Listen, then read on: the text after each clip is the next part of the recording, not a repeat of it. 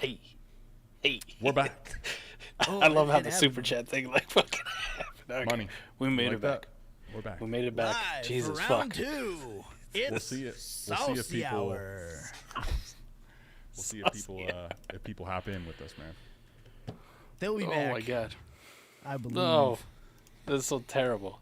I was so sad that happened too. That was the weirdest shit ever. I've never seen no bullshit like that. Is what's sad. That's what's sad. That's what's It's all sad right. to me.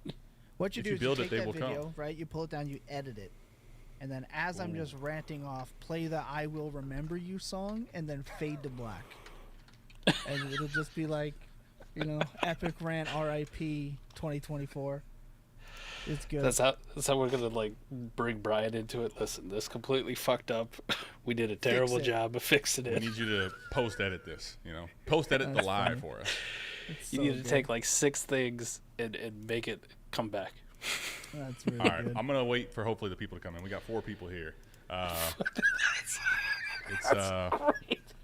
hilarious. Hey, Like, fuck this. It's and over. for you 4 people, I love you. Me too. Just Those so are you the know. From the degenerates. bottom of my fucking heart. What's crazy is all the comments because I 8. changed the stream. They're all gone. I just have this one still up from last Here session they come. still. Nice. Here we We're go. moving. They're coming in. We're moving. coming back. Craven. All right. If we're gonna keep going, I'm going to get another energy drink. Fuck it. Let's refuel, baby. Come on. We're Let's keep it going. professionals. Get you. Get Let's pumped go, up, man. Adam. Thomas and I got this. We'll talk about saucy. Let's fucking get fired up. Let's go. Jesus. That is a first. Have you ever had that in live stream history where like YouTube just said fuck you but X kept going? I don't know. We've had some. I've had glitches back in the early full tilt era, but I was back running through OBS. Like I was Ooh. getting around StreamYard's restrictions, and I Yeah. was back running through OBS, and it found out, and it said, no.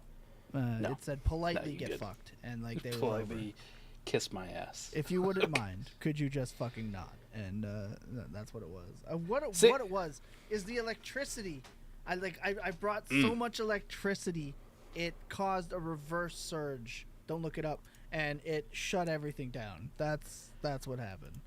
I think what the problem was, I don't know if you noticed, but they're running a competition on campuscanton.com, and Adam and I do a show for them called Canton Bound. Yep. And they wanted podcast reviews, like whoever got the most 5-star reviews, and you tag what show brought you there, your favorite or whatever. They're having a competition. Well, first off, they put odds on Adam and I of like plus 1,000, which is disrespectful as fuck. Yeah, terrible, absolutely horrendous. And then secondly, they gave us the contest date. They're like, we're gonna start May 20th. And here we are last week, like 7 days before. They're already posting like updated leaderboards. I'm like, what the fuck is this? Now we start early? They changed the rules. They changed the rules on us. So I think maybe there's some sabotage going on.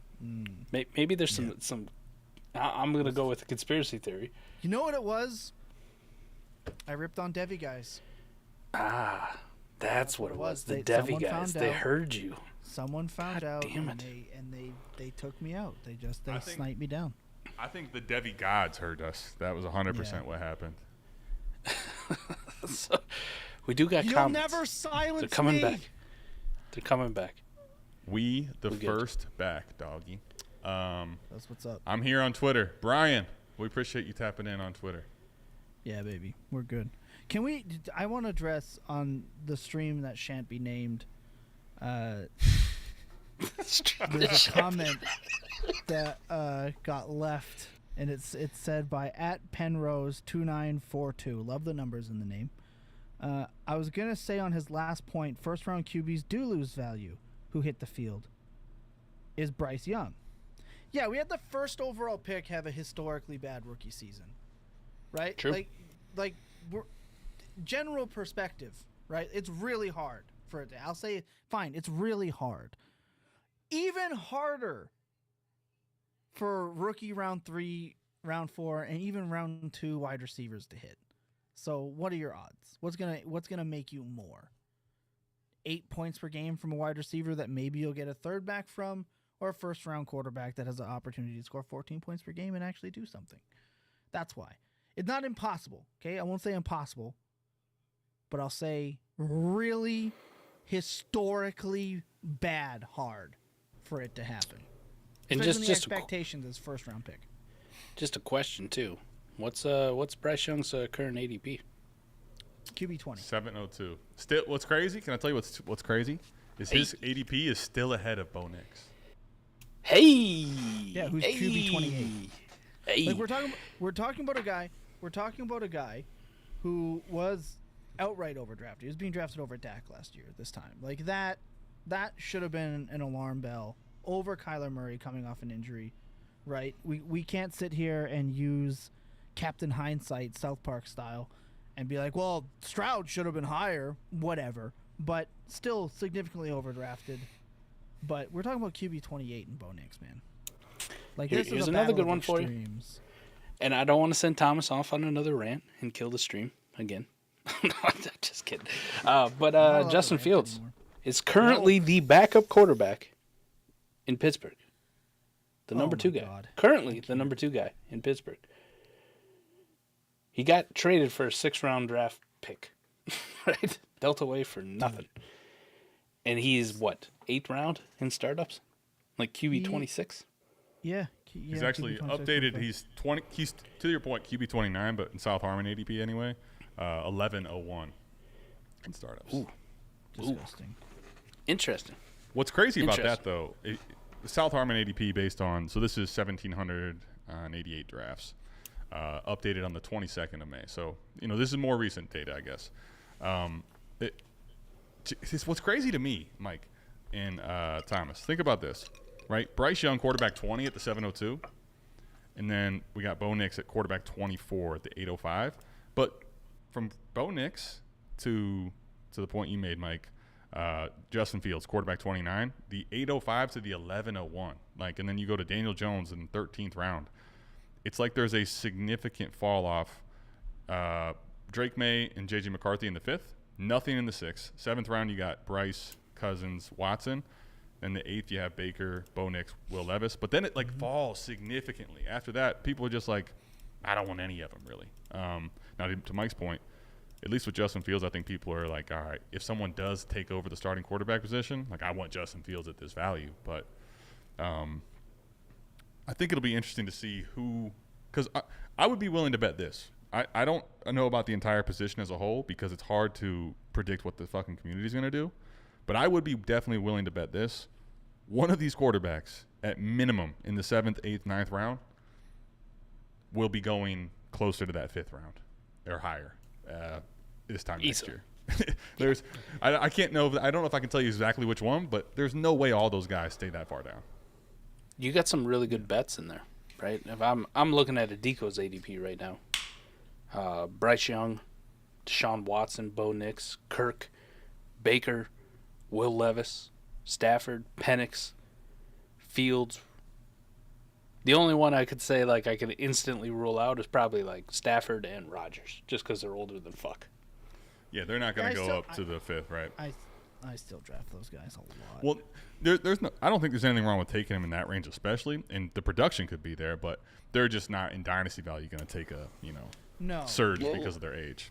Let's live in a world where Deshaun Watson returns to QB1 territory.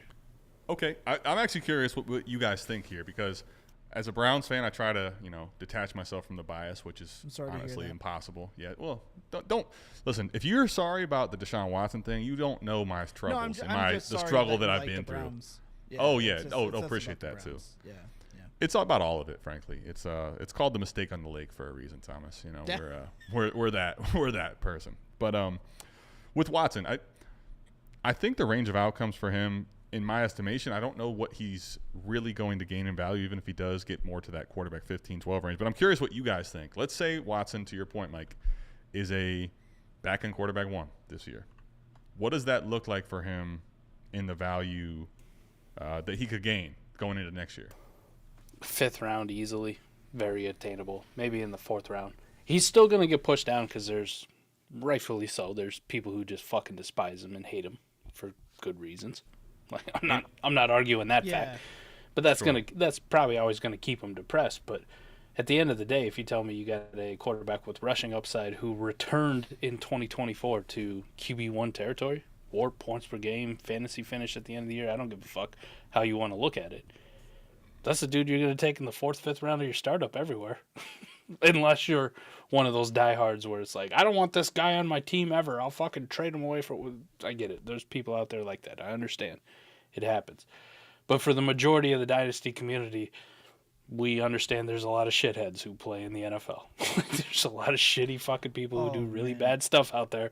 And at the end of the day, I'm just here to like have fun playing fantasy football and try to win some money. So if Deshaun Watson's going to help me win money and I can get him in the fucking 4th round, if he returned, yeah, that's a dude who could elevate himself right back up there. Because we've already seen him there once. We've seen him in the 1st round. We've seen him over Josh Allen. We've seen him like right up there with Patrick Mahomes. Like we've seen him up there before Jalen Hurts was even a thing. So this is a guy who has done it and has the ability to do it. Just a matter if he can put it together. We've actually seen another quarterback in a similar situation, just that's not as handsy, and it's Jared Goff. We talked about it earlier. We had a guy who was really good, QB6 with the Rams in a great situation, QB12, QB13, fell off of a cliff, turned into a pumpkin, got one opportunity, became a back-end QB1, QB10, in 4-point passing touchdown leagues, and all of a sudden is back in the 5th round. Yeah, Pedigree is there, contract is there, safety is there, and let's not act like Deshaun Watson was completely awful when he even played last year. He still gave you 0.45 fantasy points per dropback and 0.43 fantasy points per opportunity. He was still out there performing. It just, the conversations about him were terrible. If Flacco didn't come out and do what he did, deservedly winning the Comeback Player of the Year award, Baltimore Ravens legend, New York Jets legend, Joe Flacco, Super Bowl MVP. Deshaun Watson was still pretty dang good at 0.45 fantasy points per dropback. If he does that throughout an entire season, and that's Trevor Lawrence. Like, you're just getting Trevor Lawrence. And, yeah, you can see that hit in the 5th round. Right back. Especially in a QB-starved era. It's interesting, as you talk about it, like, that was what I think is the ceiling is. And now, to the point, not that it's correct, but, like, I agree. I think Jared Goff was a great pool. And I just want to go over this for a second with people. This is one of the things that I think that I'm becoming more and more hip to that's frustrating the shit out of me, if I'm being completely fucking honest. And that is why we value age to the degree we do at the quarterback position. Because I want you guys to just think about this for a second, all right? Deshaun Watson going into the next year's season will be 29 years old. In the 5th round and higher, how many guys are 29 and older of those QBs? I want to ask you guys this question. Ooh, how many older than 29? Or 29 or older. Yeah, exactly. Yep. It's going to be an interesting conversation. I'm sorry, in what round?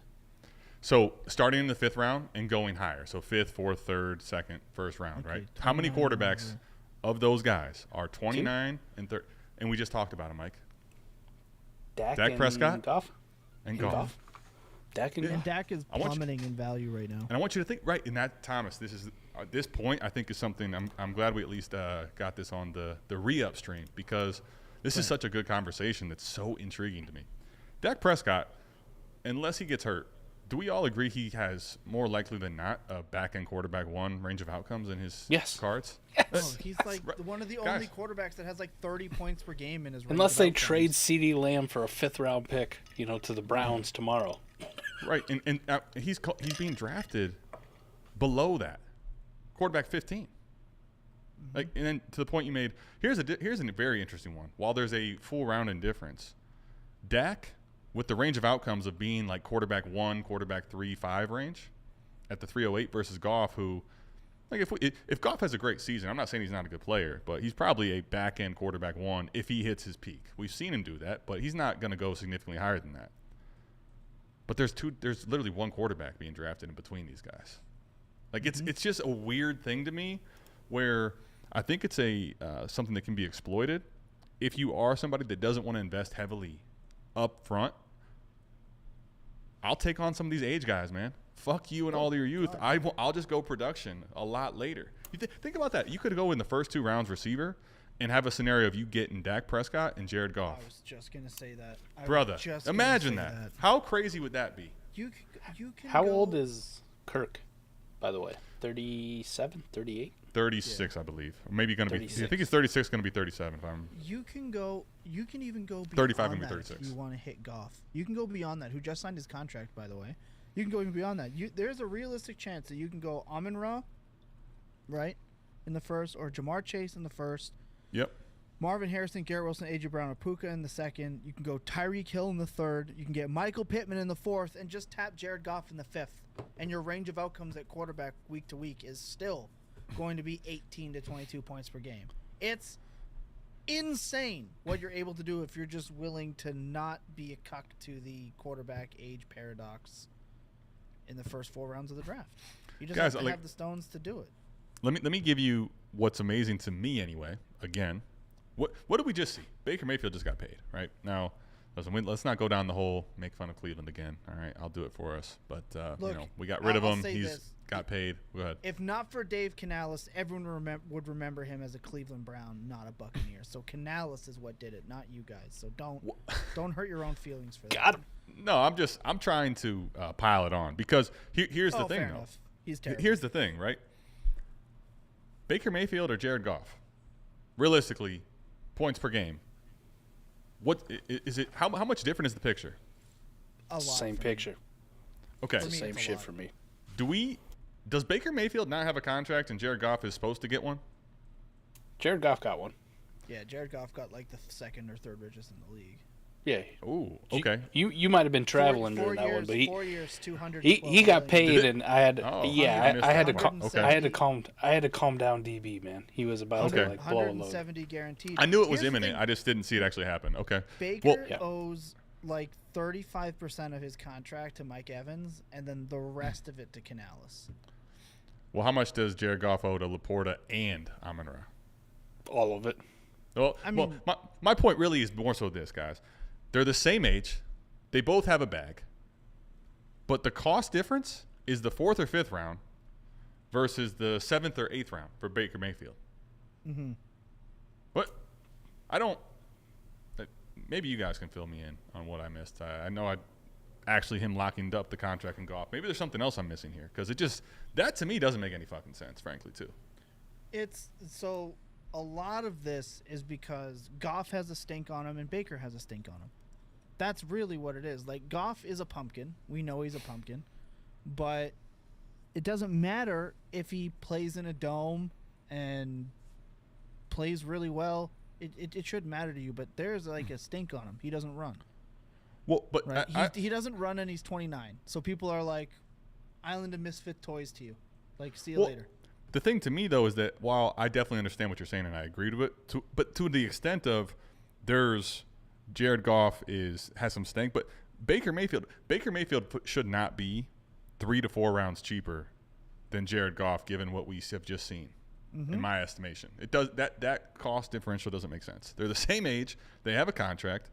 I mean, sure, the weapons are a little better for Jared Goff. I'm not going to act like it's crazy, but if he's in the 4th or 5th, why is Baker going so much lower? That one doesn't make sense to me. It's a matter of who would you take him ahead of, like Bryce Young, Kirk Cousins, Deshaun Watson. I'm not taking him over Watson probably. I'll take him over Cousins, and I don't think I'm taking him over Young. So that's kind of part of the problem when you get to like that late in the rounds. It's like, okay, how many guys already have their quarterback set? I think he just falls victim to who do you put ahead of him. And the Lions are like the flashy team. I think that's the biggest part of it. The Lions are the flashy team. They're the high-powered offense. They've got the offensive coordinator. They've got all the studs. They are what Falcons fans hoped their team would be. That it isn't. So I think that's why he gets pushed up that high. And Baker Mayfield still gets Baker Mayfielded. Baker Mayfield is in his Jared Goff era. Right, where he has his second wind, like his chance to move up that spot, like we talked about before. Can a guy move up to that 5th round? People got to trust it with Baker. We've only seen it once with him throughout his whole career hitting that top 12 mark. Goff, at least we saw it before.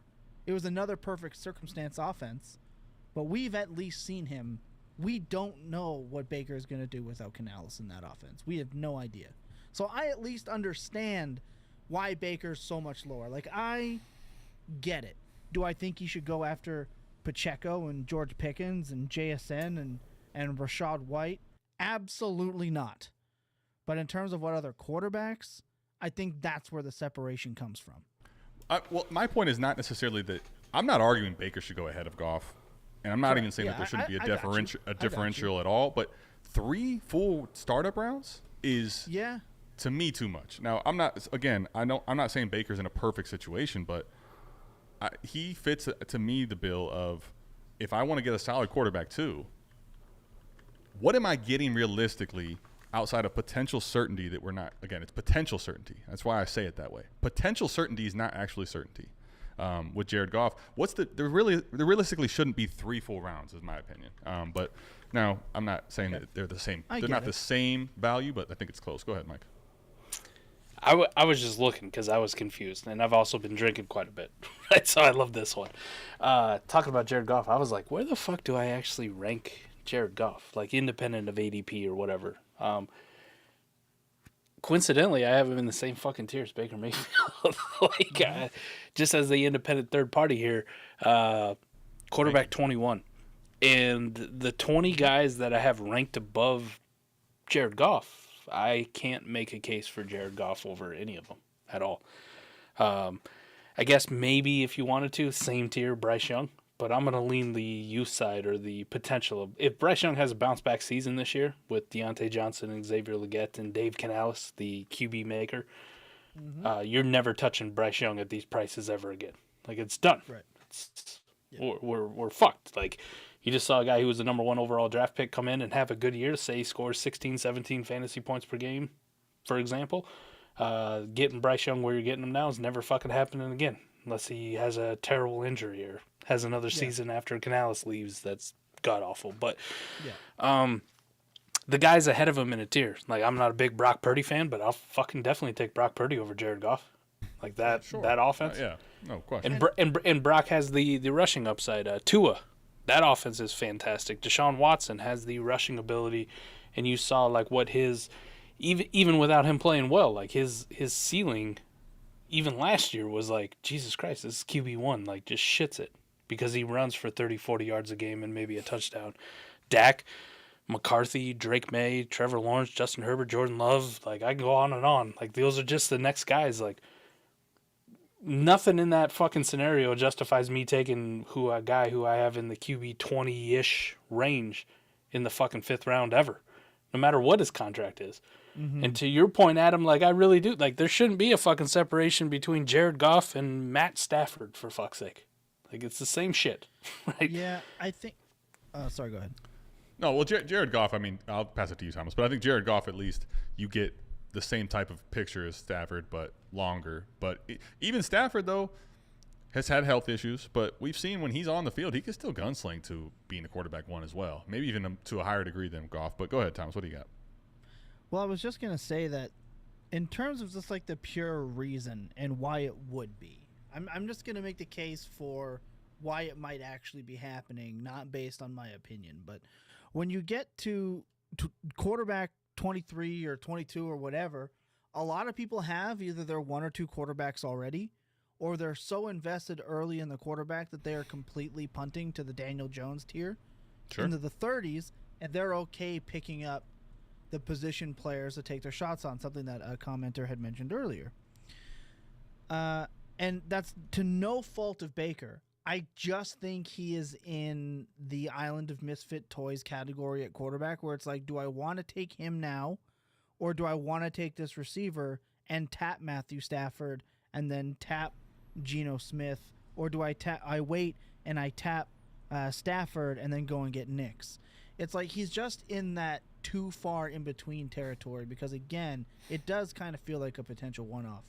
So in terms of why there might be 3 rounds, to me, that's what it looks like.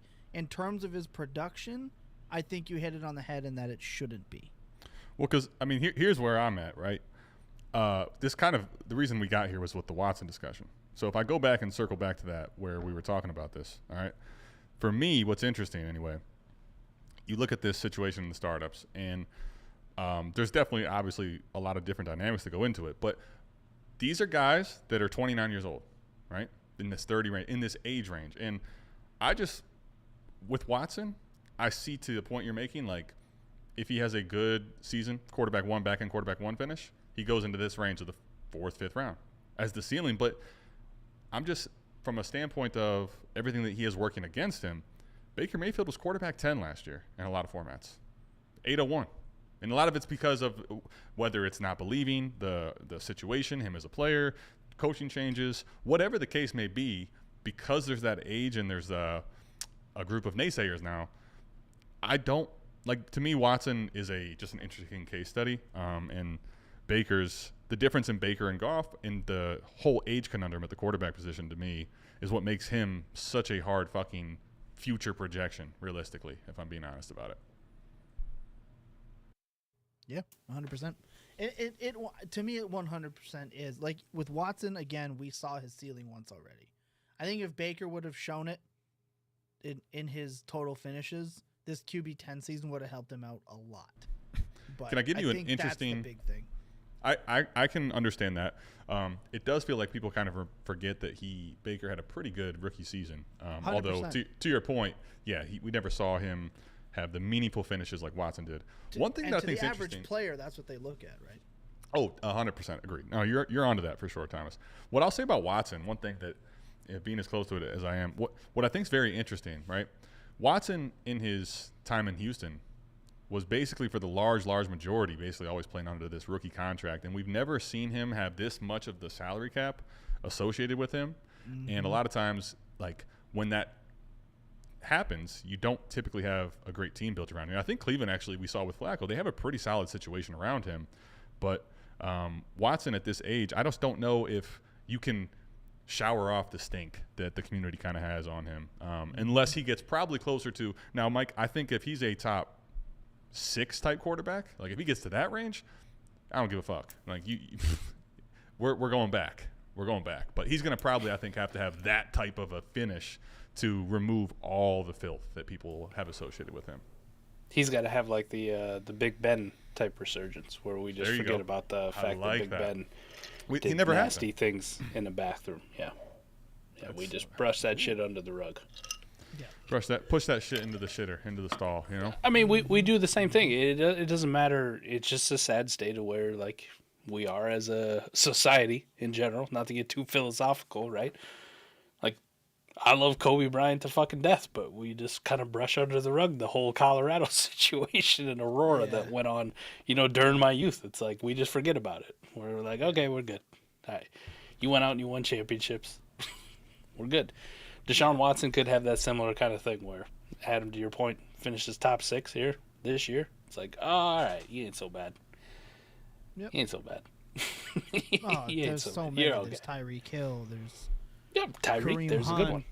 It's just like there's so many, bro, that at the end of the day, it's why Joe Mixon, another one. It comes down to this, and I get all the people that say they don't want to draft a player or look at a player in a good light after they do that. But at the end of the day, you'd never be able to watch TV. You'd never be able to watch a movie, listen to music. You wouldn't be able to do anything. You wouldn't be able to shop at your favorite store or eat your favorite fast food. You'd be toast. So I don't think we should. I'm not saying we don't. I don't think we should, because people can do whatever they want to do. I don't look at it that way. I draft a player that I think is going to score points. I think that I draft a player that's going to help my portfolio at the end of the day and try to enjoy it. So I think you're right. I think that stink on him is definitely an issue. But if you're drafting Tyreek Hill, yeah, I mean, let's draft Deshaun Watson at his cost. Dan, real quick, though, go ahead, Mike, after I finish this. Dan, drop that question again. We did talk about it, but we'll re-answer it for you. I will say this, though, just to kind of your point, too, Thomas, not only just players or anything, but like people out here tweeting their outrage on their fucking Apple products, even though, if you really dove into where Apple products are made and the conditions and who's making them, like, shut the fuck up, okay? Beyond fantasy football, why are you watching the NFL? Exactly. Exactly. So it's just a wild circle behind it. And also shout out Jeremy for being on me. There you go. Phrasing. quarterback 9 would be that would be a ceiling. That'd be a very good ceiling for Baker. Yeah. Very good. As far as like points per game. Yeah, that'd be tough. Or how I like to look at it, game warp. yeah, exactly. Say it again, sorry. How I like to look at it, warp, like QB9 and warp. That'd be a hell of a ceiling. Like, it really feels like 13 is probably the actual number.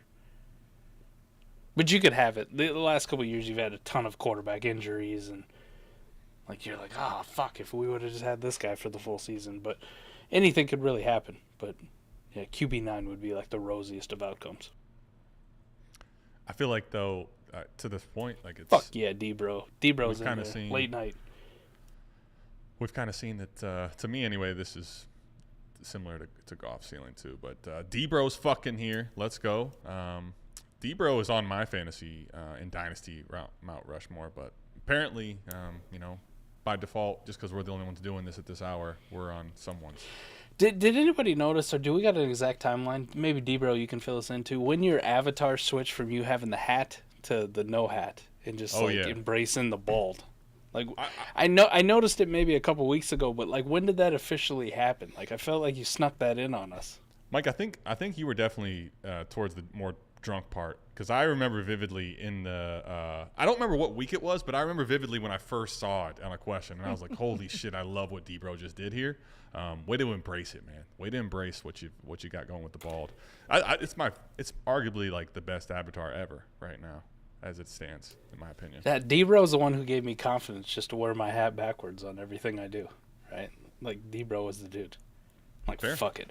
I don't care if you judge me. Right here, baby. That's what did it for me, right?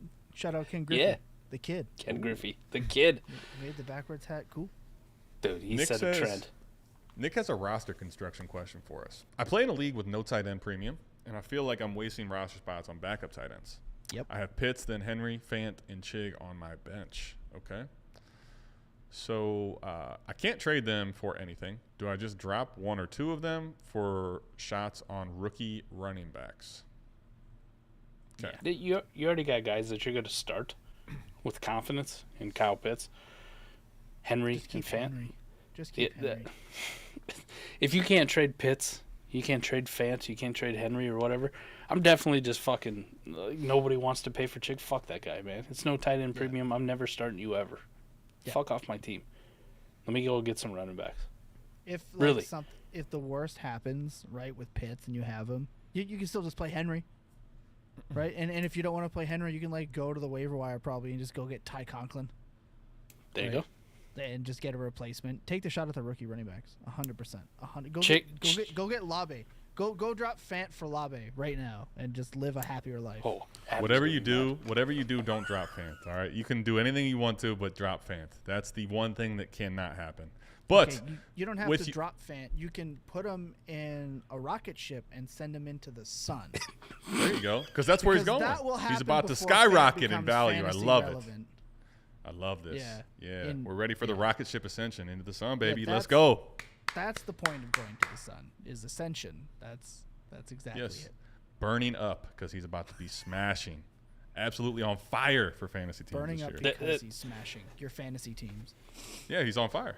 Have you played NBA Jam? Sir, I'm 35. Of course I've played NBA Jam. When you're on fire, baby, you go to the sun. You're smoking hot. But the point is, offended by that. Wow. If I can offend you as easily as asking if you played NBA Jam, I'm in trouble for my NBA Jam. Bro. I like it. But I'm not rostering all four of these guys. You don't have to, right? I think that here's the reality for all these guys. Outside of Pitts, they don't have a fucking market, though. So none. What are you going to do? Like, you're not going to trade them for anything of consequence. To be honest with you, I might consider, before dropping one, like literally go auto accept trade block. Can I get a fourth? Can I get a fifth for someone before I drop them, just to see if I get any value? But I'm fine dropping at least one of those three. And here's the thing: at the end of the day, if you don't get the running back that matters, if this rookie running back fails, you drop his ass too, and you fucking keep re-rolling it until you get something you feel more confident in starting. But you kind of don't have that option with all these tight ends, frankly, right?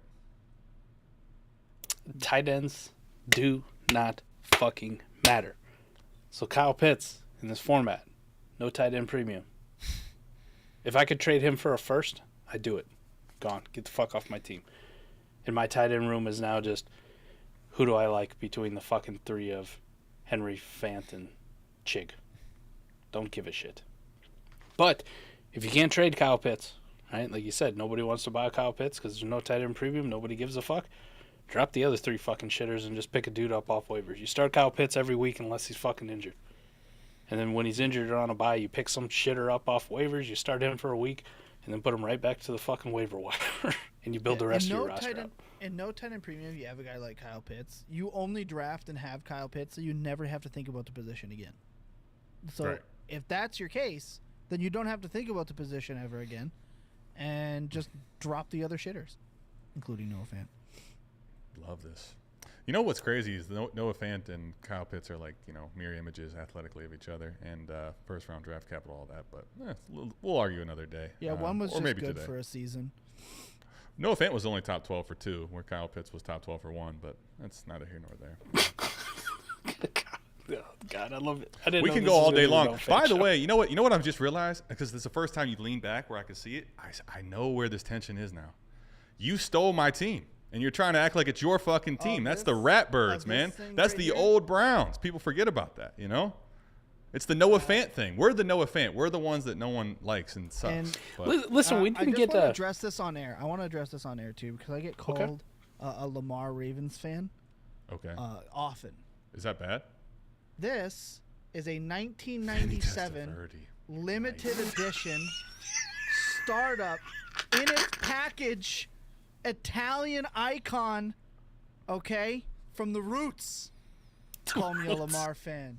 I've had this since 97 when I was a fan. So you call me a Lamar Raven fan, again, I'll find you and I'll just send you nothing but pictures of this. I just called you a Raven fan. I didn't say it was Lamar. No, only, not you. I just wanted to get it on air. No, I got you. I love anytime you pull out an old starting lineup for me, by the way, like I'll back off. I'm in. This is pretty sweet. I did have one question specifically for Thomas that I just remembered now because I had been drinking.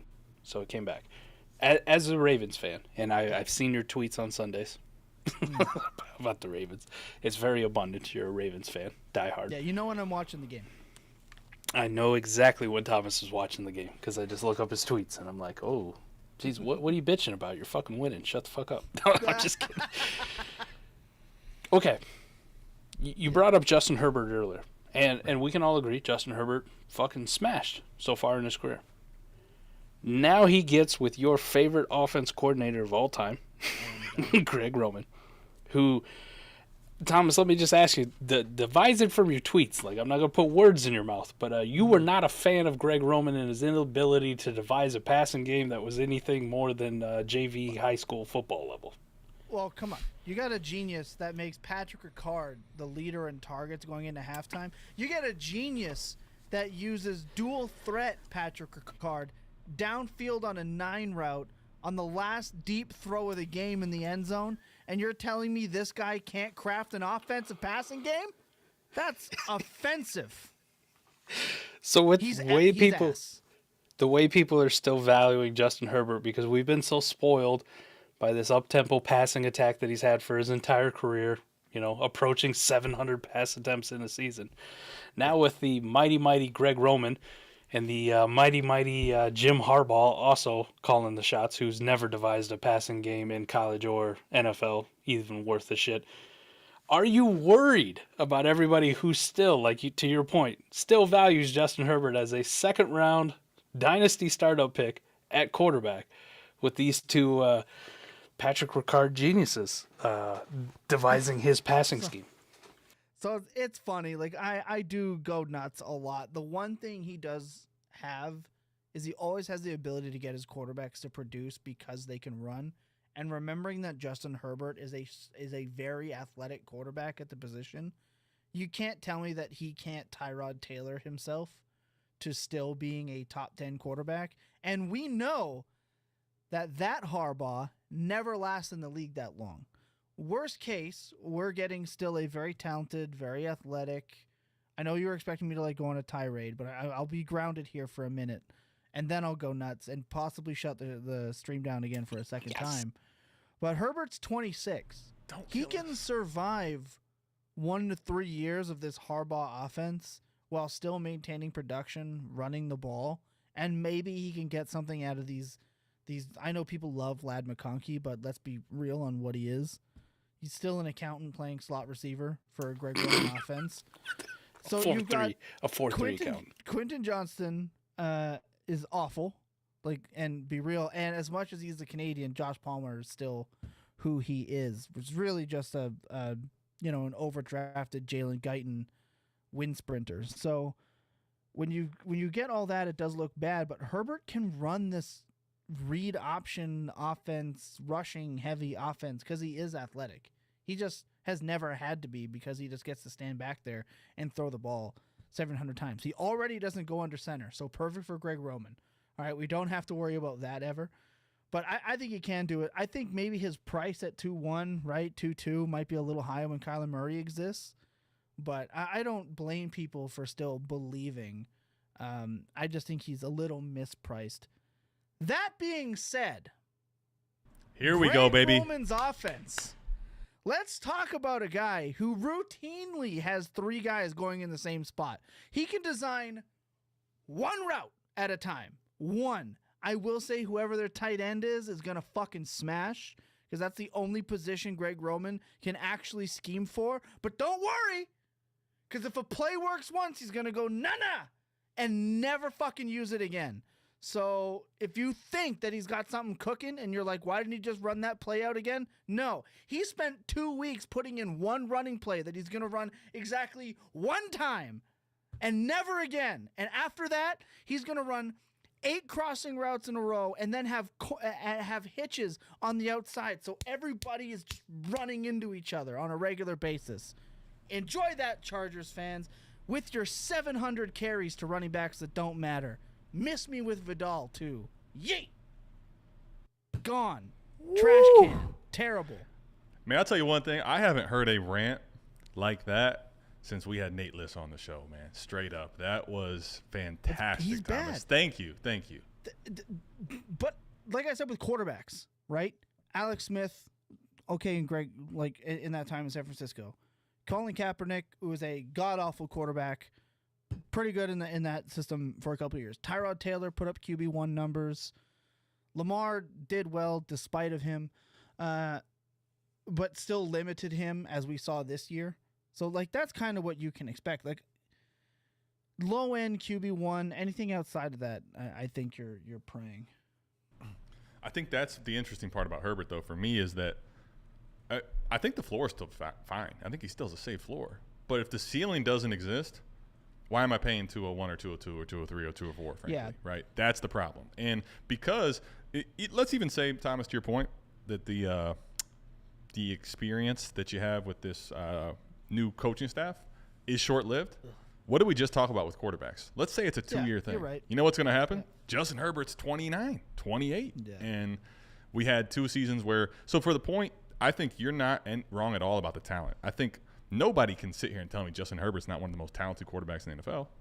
But, like, from a production standpoint, I think he's probably a safe quarterback but doesn't have as much of a ceiling. And if he doesn't have a ceiling, it's hard for me to draft him where I feel like still you should be drafting quarterbacks that offer ceiling. Like, he's not going that far off from A-Rich. That's the problem for me. Yeah. That's probably been my biggest talking point about Justin Herbert. I still think he's incredibly talented. He's still young enough. We've seen it. But for the next couple of years, like, why am I paying QB 7, 8, 9 prices for Justin Herbert when I know for a fact next year, because he's going to have probably a back-end QB1 season at best, top-end QB2 season, like, I can get him cheaper next year when people go, oh, fuck, Greg Roman really is fucking terrible. Jim Harbaugh, sorry, don't want to get the Harbaughs mixed up. Jim Harbaugh cannot also call a fucking offense to save his life, and these wide receivers are dog shit. They're just all bad.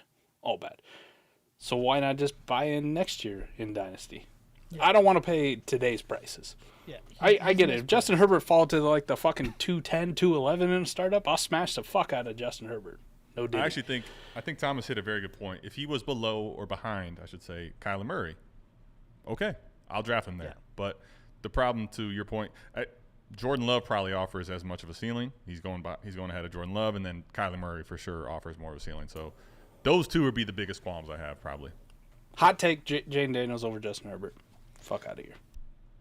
I mean, he offers more of a ceiling. We don't know what the floor is, but definitely offers more of a ceiling given the upside of the rushing. I think I don't know. To me, it's just that's my thoughts on the Herbert. Jayden Daniels QB1 in 2024. Book it. Book it. Bookmark. I don't know. What odds do I Fuck get whatever on you that? want to do. Pause. And by the way, that is a pause, not necessarily for the same reason, but can we take a moment of silence? I mean, listen, I love Jayden Daniels, but to put that type of it's just man. You talk about literally setting expectations. I mean, there's no higher expectation to set for a player, quarterback coach is 1 still- and 24. His coach is still Cliff Kingsbury, guys. Like, let's not forget this is the guy that made DeAndre Hopkins run all of 3 routes. I didn't say it was good for his wide receivers. Fuck Terry McLaurin. Fuck Jahan Dotson. It's good for his quarterback, though. He got Kyler A lot of Murray screen killed passes. as well. A lot of running. A lot of running. And it led Kyler Murray to being a QB3 overall. The only thing is, Lil Kyler got down quite a bit, man. Jayden, I need you to stop taking these fucking He's hits, got it. Jayden. I called you him- gotta I stop called him- taking the hits. I called him last week. He was like, listen, the Florida State game was an aberration. I was just a little bit jittery. I tried to make a play. Everybody runs that same fucking high I wanted ride to run. run people over, you know. For the Got it out rest my of the system. season, I look at the tape. I did a pretty good job of getting out of bounds or just getting down. You know, I took the plays when they're there. I'm smart, right? The Florida State, when I got fucking smashed, I was like, whoa, can't do this shit. So he wisened up.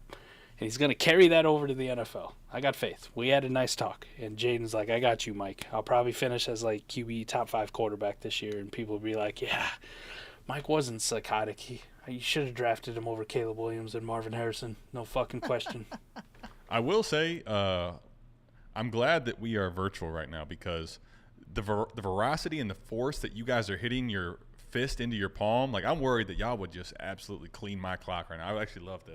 Guys are hitting this going. That's pretty fantastic. Like the energy is fucking amazing right now. I'm just getting ready for the expo. Thomas, by the way, I reached out to Thomas. Thomas, as long as he can get flight out of Canada, which is let's like go. Already booked, baby. Oh, really? Already booked. fucking booked. So it's done. Thomas is coming to the expo, man. I told Thomas, I was like, don't worry, we got you, shithouse. Come stay with us. We got you. It's gonna be a ball. We are gonna have fun. I for heard sure. some stories. We're gonna have a good time. Well, we're gonna make have some a new good fucking stories. time. Don't worry. It'll be this time next year. It'll be we have some more stories. You know, Yeah. a lot of stories. I thought I had. Dang it. See, I got to do better at starring. I had a really good thing I wanted to pull up here. Can't find it now. Oh, here we go. This is the year for Vidal for sure. He's gonna pull that Eckler season of 100 receptions as Herbert tries not to get sacked. I mean. They might not throw the ball 100 times, homie. So that's the problem. I love it. Like, can I just? Okay, the Vidal thing is fun. Like, it's cool. It's But fun. Gus It's Edwards cool. isn't a bad NFL running back, and people have to remember that. They don't care about your fantasy team. They He's an care about annoying who is NFL they- running back, but Yeah, but he's Harbaugh's good. like him. All of the He's not Harbaughs like him. Yeah, he's not like a. He's not gonna do the wrong thing, and that's all they need when they hand him the ball 250 times.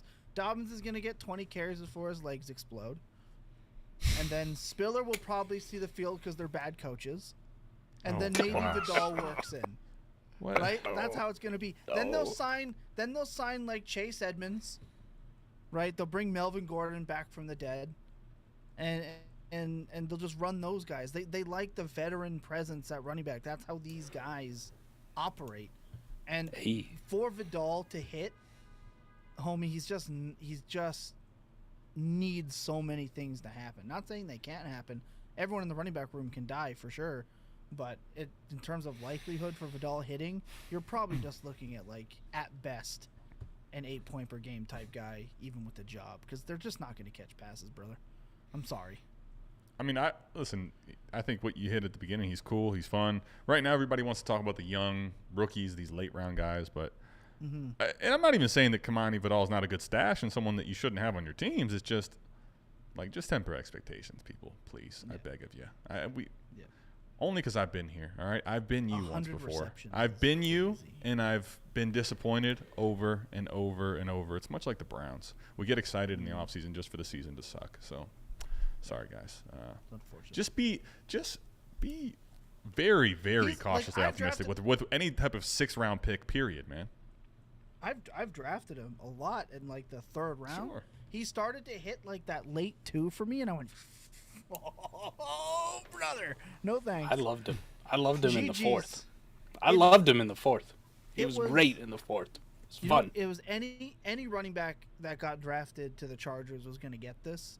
Like it could have been Braylon Allen, who's like the softest runner I've ever seen. Could have went there, and people would be like, fuck? 2nd rounder for I sure. knew it. Dude, he runs. knew it. He runs soft. I He knew runs soft. I knew those fists were going to be at some point exchanged, and here it comes. I'm going to Are you mute. telling me Y'all Braylon got it. Allen doesn't run soft? I want to hear this. I got 2 He questions. broke First off, out how as an dare eight- you? He broke out as an 18-year-old and then stayed A 17-year-old the exact same. motherfucker. He stayed 17 the exact same the whole time. He didn't get better. For a guy who's built like the Hulk, he runs like me. Through like 5'8", 240, he can't break a tackle to save my goddamn life. How dare you? Like it's unbelievable. How He's, dare you he's compare him softer even than baby close shit through the hole.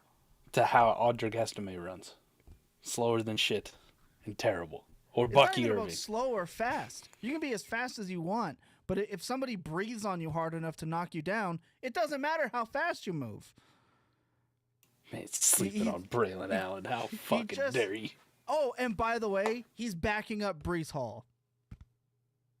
GG. He went to it's the Iowa same State. thing. Doesn't count. Even okay, well that's why then. Like now we're getting the brass taxes. See, the beauty about being Canadian is I don't understand the like college devotion. So like for me, I get to look at it from a clear lens. Now Johnny Detroit says also Johnny Detroit was in the Fantasy Point stream last night, so shout out to you, Johnny Detroit. Runs like Charmin, runs like the after effects of Taco Bell. Just, brutally. Fucking Johnny Not Detroit well. is like in every stream that I'm ever a part of. he's just fucking there. He also He's playing our ADP game. He's kind of playing possum often, but in the moments you need him most, he just shows up, man. Comes That's in. one thing I love about Johnny Detroit. Lions cool Yeah. it. Well, then Braylon Estimate's Allen won't do. trash. Fuck you, T-Rock. Well, Estime is also dog water too, but yeah. He's no Marshawn I can't Lloyd. believe. I can't believe I offer hospitality to my Canadian brethren, and Just he comes wait at till me we're in with person. Braylon Allen. Just wait till we're in person. Like that's. I think These in person conversations we are going to gonna find hilarious. out. I think to that point. I think we're gonna find out in person who really runs soft, because these motherfuckers are gonna be doing like an Oklahoma drill by the time it's over, man. It's gonna be a blast. I'm a retired Thomas pro wrestler. I need something to do, baby. Let's go. See? Put me See? through Told a ya. table. Light it on Remember- fire. Let's go. Remember when I told you we're gonna have plenty of news stories? I mean, we're already creating them right now. Let's go. Get you me know? a ladder to jump off. I'm itching. And I'm a reformed amateur wrestler. For the record, everybody in the chat, if you do come to the expo and you want to stay at the South Harmon shithouse, everybody will be required to sign a waiver by me there's an before injury anything waiver. started, because sorry, And an NDA. We ain't the NFL, right? We ain't the NFL. We ain't giving you health insurance for life, nothing. All right. There's an NDA and a waiver for injury that you have to sign. Well, I don't need a mortgage if I get if I get hurt. So we're good. We're good here. I can fly back with a bad shoulder and get. Oh yeah. good. It might take 4 days for a doctor to see me, but payment's fine. You know what I mean? Sure. I'll tell you what I tell a lot of people. Like it's in the mail. Don't worry, it'll get there eventually. Yeah. Just don't hold your breath. Yeah. Per courier. Yeah. Did y'all see my handful of trades? No. I'll be honest with you. I didn't. The role. No, we had a look, fucked up segment there. We've Okay, had look, quite a there bit was- of technical issues out of nowhere, apparently. We But, promised we wouldn't mention the stream that shan't be named. as a But- matter of fact, though, I do. That brings me back to a great point. We need to answer this question again for Dan, who was not Sorry, able Dan. to. Oh, right. Let's at least can we don't do just it. kind of give him the synopsis of what we discussed here? Sure Yeah, thing. Fuck them. Yeah, don't do it. Don't Fuck do that. it. Yeah. Oh, yeah. I think what I said anyway about this was that this sounds like a rebuilding situation because you didn't give me any wide receivers or running backs. You got a lot of first. And if this is just an overall trade value, it's kind of based on the market of your league. And if the market of your league is Bryce in a second, which is 24 second, I remember it was a 25 second before. Regardless, Bryce Young is a bet on a player where, like, I like him. I think it could go up, but it also could go down. I don't want to make this trade for this specific return. I like the idea of getting off with tight ends for the record. Like we talked about that, but this just ain't the return I'm looking for. Yeah. Fuck them tight ends, man. Especially because you didn't list like wide receivers or running backs. It looks like you're in a rebuild, and I don't want to be holding all these fucking tight ends. So your concept is good, correct? Right? But the execution the concept is good. Structure is fine. Target is off base. Correct. I'll give you that. And a boy, Thomas. And by the way, go ahead, plug away, Thomas, for the people that don't know. Sure, you can find me everywhere at El Nostra Thomas. It's everywhere, from Twitch to Instagram to Twitter to Feet Finder. It's at El Nostra Thomas everywhere. The Feet and Finder for YouTube and all my content, it's Dynasty Points over at fantasypointseither.com for the one written article that they allowed me to do and never again, and then the YouTube channel that is youtube.com /fantasypoints. For the record, when you go to the Feet Finder page, don't let the subscription price steer you away. It's worth every penny. Trust me. Timbits are expensive. For El Nostra. Yeah, El Nostra Thomas. ELNOSTRA, right, Thomas? It's not often. Yeah. It's not often you can import a Canadian feet So it's pics. actually funny.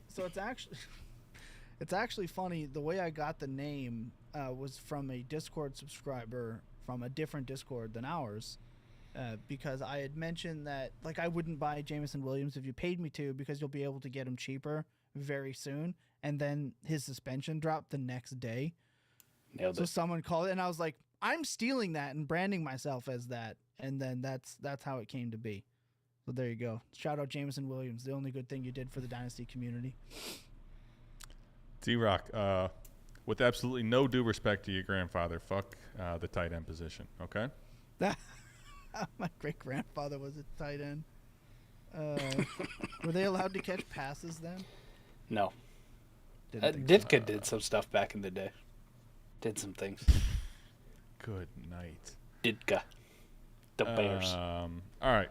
Walk in. Why is there 4 mattresses on the floor out? Come on, Mike, in Ray's Mysterio mask. Out comes Mike. This is about. But listen, we're talking about a little professional wrestling. I'm gonna run out with a Rey Mysterio mask on, apparently. Even though I'm not built like Rey Mysterio, I'm built like Bam Bam Bigelow. I'd pay to see that. I've been quite a fan. A few other people have in the chat of this whole Thomas's cat situation. Pretty good here from that view. I like it. That cat is something. Cat in the Hat. Bang! This is fantastic right here, baby. What about my Look at cats? this. Listen, remember when I said I said something to the fact of, like, I'm glad this is virtual because the blows are about to get crazy. My man's wearing a fucking mask right now. We're about to be wrestling. All right. Go. Mr. All right, Mr. Wrestler. In a 14-team Superflex start 11, 1.5 tight end premium. Quarterbacks are Caleb, Herbert, Kyler, Purdy, Levis, JT's running back with Chuba, Neighbors, T, Addison, Ladd, Leggett, Dotson. Tight end is Musgrave and Sanat. Give Purdy, get Kincaid, Penix 25 seconds. I'll let you go here, Thomas, but I have a pretty clear lean here. What do you got?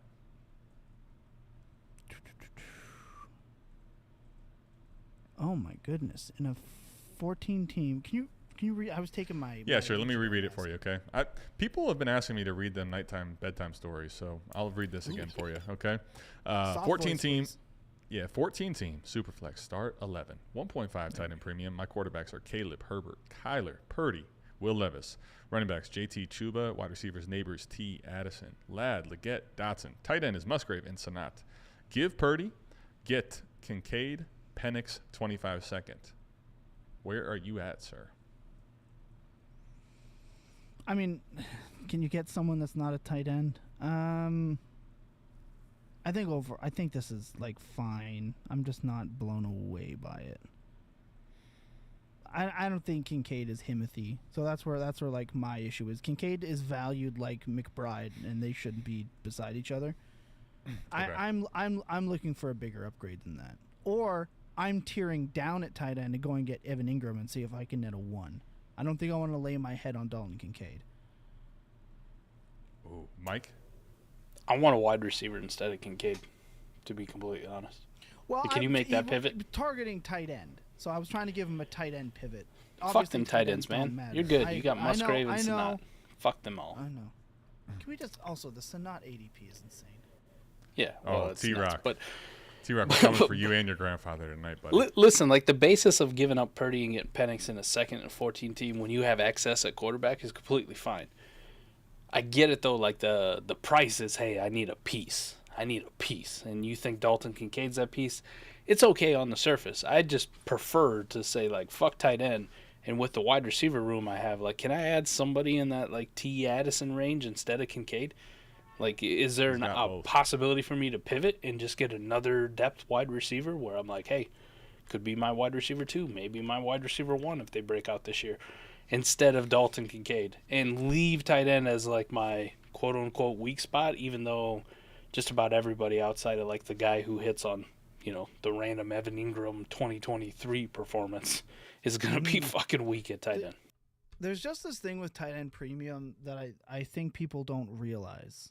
And they think that because it's tight end premium, these tight ends, their value needs to go up. All it does is continue to separate the guys at the top from the guys in the middle.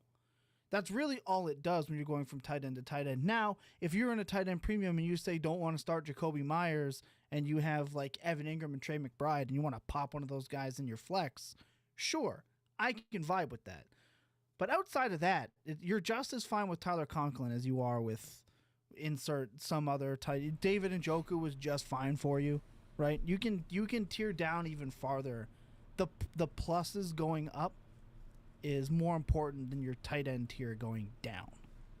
So especially in a 14 team that's a super flex, those quarterbacks become a little bit more premium. You can charge that little bit more, in my opinion, or like I said, tier down and gain extra value in those multiple picks. I wouldn't be doing it for Kincaid, Penix, and a 2. Yeah, I mean, you don't need a quarterback back as well. Let's keep that in mind as well. Sure. I think to the point you guys are making, I understand exactly where you're coming from. Now, I look at this kind of from the other lens where in a 14-team league, one thing I'm looking to do is just overall get more bodies in depth because a lot of times the war of attrition is massive in 14 teams. So I'm basically viewing this, Mike, if we go back to our old school roots, and I'm looking at this as a value startup value trade. I'm going from the 307 to the 410, and I'm picking up Penix, which granted that's a 10th round pick, but I know that's an insulated first, and then I'm also getting a second on top. And I'm basically, with the idea of what you guys are doing, I'm pocketing or tabling the idea, exactly what you said, but I'm looking to flip Kincaid into the receiver because right now I think the problem is this. Nobody has to fucking do anything with their roster right now. They can look at it and say, it's all pretty, it's all fine, I'm not trading a receiver away. Let me get into the weeds, and when the variance kicks people in the ass, now I'll move on from Kincaid at a later date. And I'm basically with the idea that this value is too much for me to pass up on in this format, but I'm with you guys. I don't want to end up holding Kincaid for the entirety of his tenure. I'm looking to probably move him in a trade later. I will say this, Mystic Flame, to kind of be the tiebreaker as far as both sides of what we're discussing here. You have to probably have a better handle, and you will be the person that knows. Is there a realistic chance for you to move Kincaid at the right time for a big-time value? Or is this a league where that ain't fucking happening? That'd be my tiebreaker for which side to lean of the two. I'm with you. I was just looking at the comment from Al Reels Jr. that JMO is Will Fuller plus minus the injuries. And I was just going to throw out that good. I was going to throw out that JMO is Corey Coleman without the college production. Got him. Yeah, there it is. Fuck you. I mean, the only thing about it. Jameson Williams' breakout game was 5 catches. So what are we talking about? Will Fuller had legitimate wide receiver 1 stretches. Did you not look in the playoffs versus San Francisco and he took one reverse into the end zone? Two touchdowns on three touches and 4 opportunities. So fucking takeoff time. It's gonna happen. Well, you just let wait. me just say. If Will Fuller entered back into the league today, he would be drafted higher than Jameson Williams. If Corey Coleman entered the league back in the day, he'd be drafted higher. Jameson Williams is going to be super sick in the XFL. Dude, he's going to be a monster, man. So sick. If we get him in the CFL, he's going to be so good with the Memphis Showboats. I was going to say I'm already recruiting him for the South Harmon, team when we do the Expo flag football game. Frankly, what is the San Antonio team? The San Antonio Brahmas or Bahamas or whatever. I don't even know what a fucking Brahma is. What's a Brahma? It's the Rock, baby. The Brahma Bull. It's a bull. Why did I just call it San Antonio Bulls? I need Texas, man. Al Reels to put some respect on Will Fuller. It's Will Fuller the 5th. All right, to you, get it fucking right. The disrespect out here. You get his name right. The tandem of Hopkins and Will Fuller was Will Fuller in probably one season. Go ahead and pick the season. Had more spike weeks than fucking J-Mo will in any type of Detroit Lions uniform. Because the best trait that the coaches talked about with Will Fuller wasn't his run blocking, unlike Jameson Williams. See, the problem with Jameson Williams is he lacks the one thing that you need to be able to play the wide receiver position. Jameson Williams is bad at the things his job requires him to do, which is play wide receiver. He's really good at the things required of him out of a fullback, which is why his touches resemble that of Patrick Ricard. Love you, K-Bach. See you, K. It's I don't get Jameson Williams. I think I've gotten my I've gotten what I needed to get out on the J-Mo thing. You guys got anything else you need to? I can go all day. He's a shittier Josh Doxson. Good night. Not Jahan Dotson, but Josh Doxson. I'm pretty sure Quentin Johnston earned more targets than Jameson Williams has in 2 years in the NFL. God damn it. Well, but I mean, let's also understand how many gunner snaps. I don't know that for sure, but I'm pretty sure that's got to be close. Dude, he's a fucking terrible gambler too. He's horrible. Where's the path for the next big, massive wave of targets to come from? It does, Gibbs die and Laporta die and Amon-Ra die? It was Josh Reynolds. It was Josh Reynolds leaving Adam. That was the thing. Jameson Williams is going to get 40 receptions next year or 35. People are going to lose their mind. You know what's crazy? Your breakout's coming. You know what's funny? Thomas, let me just if he gets let's use 40, okay? Mm-hmm. Will Fuller in all those injury-riddled seasons had 3 better seasons than that. Yeah. So, Will Fuller the 5th. 2032. Jameson Williams' breakout is definitely happening. Tune in next week as we tell you why you need to buy. Can I tell you guys? No thanks. The voice is phenomenal, for the record. But can I tell you, there was a short by Matt Harmon that got me really concerned. Doing the Shoddy B thing again. Felt like it's the J-Mo thing, but with Shoddy B. Just stop! Don't do it. I didn't do anything. I'm see you're shooting the messenger. Oh no. Okay. Whenever you get the feeling that maybe you're back in, call me and I'll talk you off the ledge. Whenever you call me, I'll be there. I'll be there. I'll be there for you in this. Don't draft him. He's done. Oh my god. This is great. This is epic. This is epic of epic. Josh Dotson references, Corey Coleman references. Hey, I got to ask you, Thomas, whose breakout comes faster, Marvin Mims or Jameson Williams? Yes. Maybe Troy Franklin. We could throw him in the mix. Troy Franklin? I'd bet on KJ Hamler over the field, honestly. Ooh, fuck yeah. Give me some Chase Claypool in Buffalo. Bet that comes. Hammer that, baby. I'd take it. At least Hammer he that. had one good year. Damn. He had one good year, at least. Ugh. He's the 3rd best wide receiver in the entire league. Give me Calvin Austin. Ooh. a little Calvin Austin.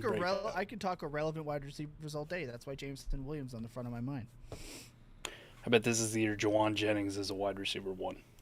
Oh, he's locked in. Yeah, absolutely. He still has more Hey, you receptions okay in the there, Adam? season than You Jameson look like you were Williams going to ever throw did. up there for a second. I'm just I'm getting people are gonna start unfollowing me right away. well, Definitely follow. that'd be okay with me. I don't actually try to get more followers. One thing I'm done actually on the JMO thing. I feel like you seen the gif, right? Stop. He's already dead. He's already dead. We're trying. I mean, this is a dead body You know that we're what? just It like was- shooting it was- over and over and over. Their fault for trying to drag Will Fuller. Yeah. That's fair. fault. Yeah. The 5th. Gas. Get it fucking right. The 5th. Really, how dare they without bringing up Diami Brown as a possible breakout too? Yeah, the third-year breakout's gonna hit, guys. I bet still Jalen gonna hit Rager's in making a 2024. comeback too. You just wait. January mean- 3rd. The question is a third or Roman Wilson. Yeah. Period. That's the way I view this. The third or Roman Wilson. 2025 third, I'll take Roman Wilson. Sure. How about that? Yeah, I'll take that. Yeah. I'm gonna take, and to be fair, I just want to mention this: the Steelers are really good at drafting wide receivers. Where they drafted Roman Wilson, so maybe Roman Sure. Wilson is actually ass, but I trust the Steelers more than That's- I trust Jameson Williams. I said That's this on the coming draft from a stream. Ravens fan. Yeah, as a Browns Yeah, fan, I said this too. Like, there's one thing that'll make me break my process as someone that's unfortunately seen how many receivers they draft in this range and pretty much at least have some relevance. That's the process for me. Pittsburgh says day 2. Okay, fine. Go ahead. We'll play. I'll play Yeah, ball. Oh, you yeah. have to. What do we think on like a Kevin White breakout this year? Think it's gonna happen? Yeah. I do. All right. I got a lot of exposure to Kevin White. Oh my God. I'm really this wondering, is- is this the year Sammy Watkins puts it together? Hold on. Sammy Watkins had a top 12 season, so like. Oh, okay. Then we Let's good. not hit peaks that Jameson Williams will never see. All right, like let's not get there. I Alright. got you. At least Leo had a shot at an Oscar when he got it. Like let's Fine. not get there. I'll just I say mean, this, you know, NCAA football. Down there at the NCAA bottom football's there. coming out again this year, so maybe it's God. Tavon Austin's year. I think JMO, though, to be fair to the Sammy Watkins thing, like I think if you add up JMO's total career stats, he might get that one season Sammy Watkins put together, Mike, for sure. Could Yeah, happen. maybe in Baltimore. Like Right. what season are we talking about Right. here? Green Bay, Sammy Watkins. I forgot that was the thing. No, You and, forgot like that I was a love Green making Bay jokes. series. Like I can crack jokes all day. Like in all seriousness, I have Jameson Williams rostered a bit because he was so free that like maybe, and as a portfolio player, you kind of want to have some of those freebies in your back pocket. But the Detroit fans make it so easy with him, right? That it's just impossible not to poke fun at it. It's like Bears fans were with like Justin Fields, right? It's just like a weird. I'm gonna stand on guard for the Canadian national anthem reference for you, for a player that's really done absolutely nothing for you. Yeah, I kind of view It's weird JMO energy. similarly to like that question we had about tight ends and having 4 of them. Like, I'll just cut him and then pick up, something that might have a chance. And when that doesn't work, I'll cut that person again. But it's just I'm trying to find something that has roster relevance, just not Jameson Williams. Actually, let me just check. I'm going to go fact check myself on the shares I have. Go ahead. Sorry, Mike. I was gonna say breaking news. Jameson Williams is transferring because he can't get on the field, so he's going somewhere else. Hey, they need. Good thing Reynolds is gone, right? That He's really- he's transferring to the Los Angeles Chargers. I actually so Brett Whitefield, obviously a Lions guy, right? I bet him that Donovan Peoples-Jones would outscore Jameson Williams this year. Jesus fuck! Like honestly. Oh my god! Yeah, Wow. And I'll stand on that. So I He's had at to least look an it up X. here. I had to look it up, and Mike, I got to do a second check. All right, I got to see how many shares Mike has because Oh no! I have 2 shares, one of which is in a league that I'm co-managing with Mike. So I really have one JMO share. I'm curious to see how many Mike has now. Oh no! Oh, it's one. It's one. Mike is less than me. Mike, we have an obligation. I think cheaper than beer, we got to cut them right now on stream. Let's C2C league. Let's have it out. Let's just go ahead. We'll put the I body don't know. to rest. We got some fish in that league. MD Haven's in that league. He'd probably give us a third, and maybe a college guy. I think we can get that third back somewhere else. This would just be such a good memorial service for It would J-Mo, feel. you know? It would be an awakening. It would be liberating. You know what I mean? I love it. I'm just gonna go to one of these guys who doesn't know how to do college and just get some stud Jeremiah Smith, Jameson Williams. Fuck that college production. Yeah, I don't need it. It's Jameson Williams. I can't play Devi or C2C. I have one league, and my first two picks were Quinn Ewers and Will Shipley. And ask me about how that team's doing. Ooh, Not well. Not well. Yeah. Not well. I suck. Listen, it makes it easier when you play like Devi in a best ball league because you just go, I'm not drafting Devi ever, so fuck off. Everybody else can play Devi. I'm gonna actually play Dynasty. Put points on my team. I got talked into it by Jacob, and I'm ass at C2C and Devi, like a Hundo P. Like, I'll even be the first to admit that I'm not. Man, if we keep it real, one thing fantasy analysts don't do often enough is explain to you what they're ass at.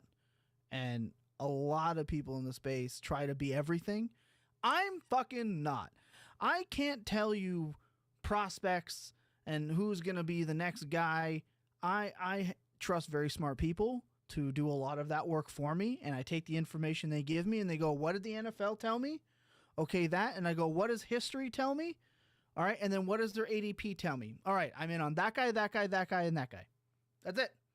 So I can't even tell you in C2C or Devi who would be good, who's not good, because I don't have time to watch 138 college teams. So shout out to everyone that can do it. I'm too weak. I'm not man enough for that. I'll hire a real man to do that for me. Campus can, even though they cheat on fucking competitions. Yeah. And disrespect the shit out of us with odds.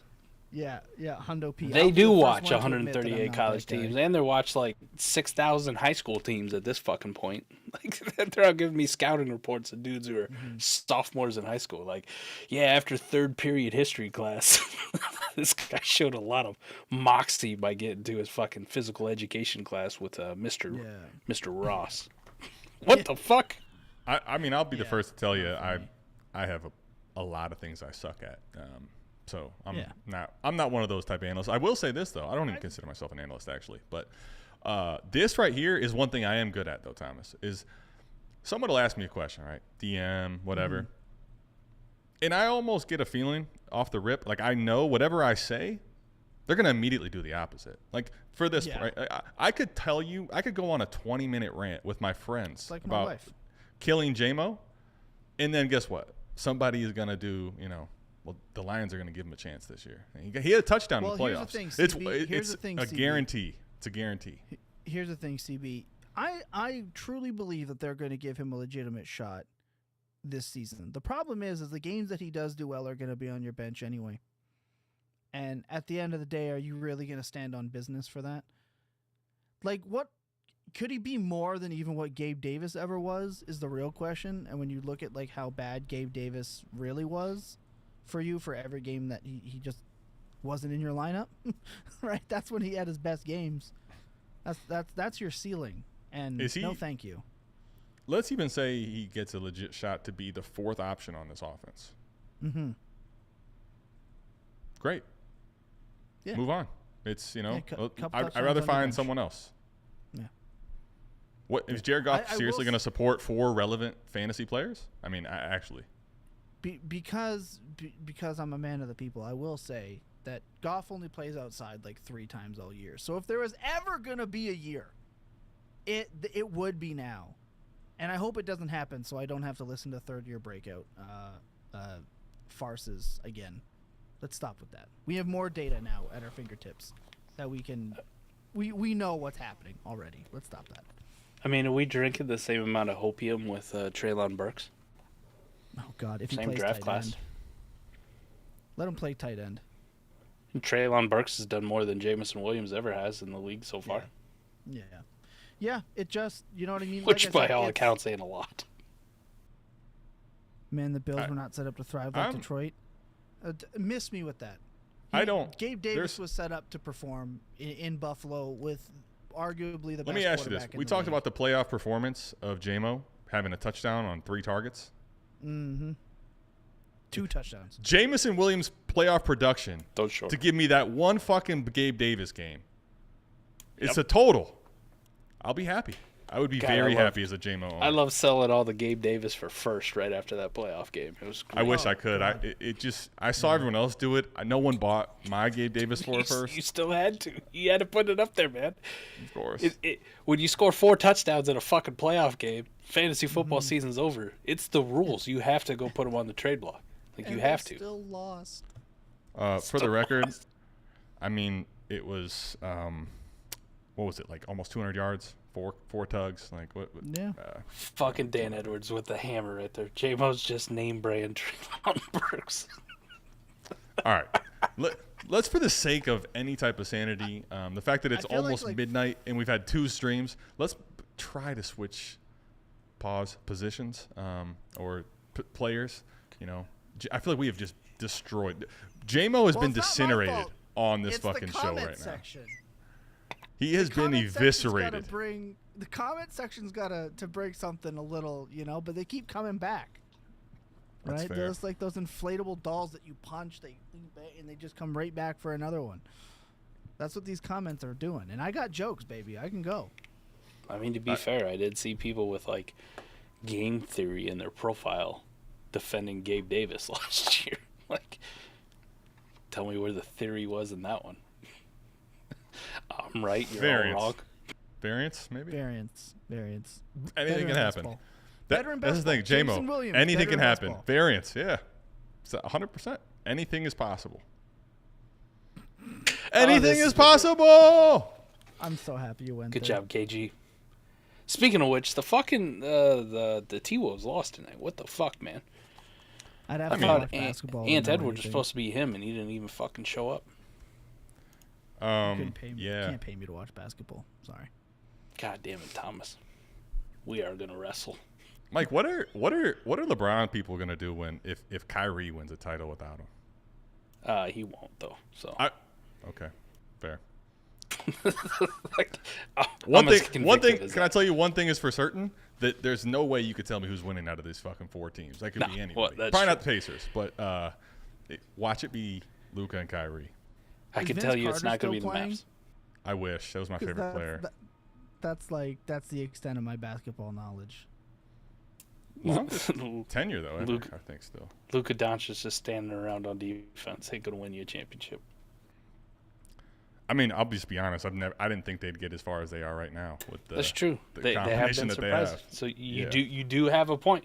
And I was surprised Kyrie actually showed up tonight. Like I know he showed up. I know he showed up in Game 7 the other night, but it took him a whole half before he was like, all right.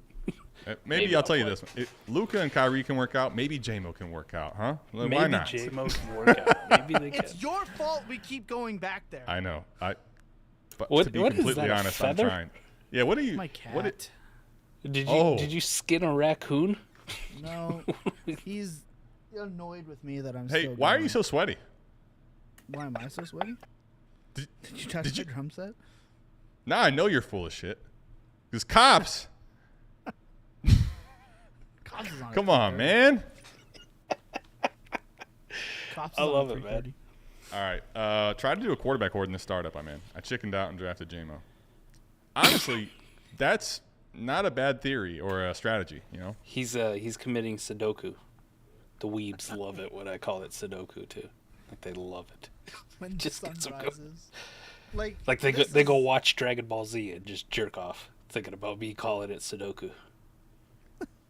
Good. I'll be honest with you. I'm trying my hardest to follow what the hell's going on here. I am at a complete loss for where the fuck we are at. It is amazing right now. Hey, this is hilarious. We didn't know where things were going to go today. No. Well, frankly, when Google decided to say fuck you to our stream, anything again was possible. That was the most insane thing I've never seen before. X is like, nah, y'all keep going. YouTube's like, fuck you. All right? I mean, can I be Nostra Michael? Because I called it last night when I said when I was drunk, just thinking about the wild shit that's gonna happen when we get Thomas on tomorrow night for AMA. Like, did I predict this or what? Like, we knew it was gonna happen. Tom's fucking raccoon is gonna be like in the screen.